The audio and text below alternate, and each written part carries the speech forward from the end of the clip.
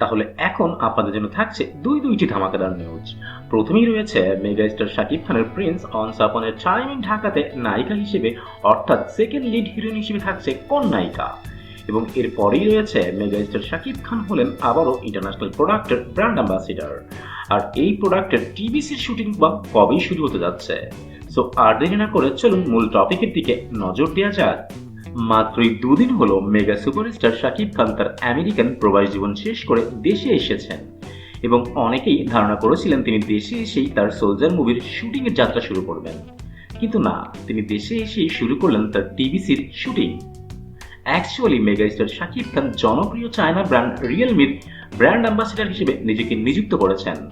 জনপ্রিয় বিজ্ঞাপন নির্মাতা সামিউর রহমানের পরিচালনায় মেগাস্টার শাকিব খান এই টিভিসির শুটিংয়ে অংশ নেবেন 22 ও 23 সেপ্টেম্বর রাজধানীর বিভিন্ন শুটিং লোকেশনে। এবং যেহেতু এটা একটা ইন্টারন্যাশনাল ব্র্যান্ড, সো ধারণা করা হচ্ছে এই টিভিসিটি হবে লার্জার দ্যান লাইফ স্কেলে। এবার আসি প্রিন্স অনস আপন এ টাইম ইন ঢাকার নায়িকা সমাচার নিয়ে। বাংলাদেশ ও চায়নার জয়েন্ট ভেঞ্চারে নির্মিত ডিরেক্টর আবু হায়াত মাহমুদ পরিচালনা করতে যাচ্ছেন তার ক্যারিয়ারের ড্রিম প্রজেক্ট প্রিন্স অনস আপন এ টাইম ইন ঢাকা, যেটি মুক্তি পাওয়ার কথা 2026 সালের পবিত্র Eid ul ফিতরে। Larger than life স্কেলে নির্মিত এই মুভিতে নায়িকা হিসেবে থাকার কথা তিনজন নায়িকার, এবং এখন পর্যন্ত যতটুকু জানা গিয়েছে বাংলাদেশ থেকে একজন নায়িকা হিসেবে থাকছেন তানজিন তিশা, এবং বাকি দুইজন নায়িকা কে বা কারা থাকছেন সেটা নিয়ে বরাবরই একটি ধোঁয়াশা ছিল। বাট জল্পনা কল্পনার অবসান ঘটিয়ে অবশেষে মুভিতে সেকেন্ড লিড হিরোইন হিসেবে কে থাকছেন এসে গেল সেটারও ঘোষণা।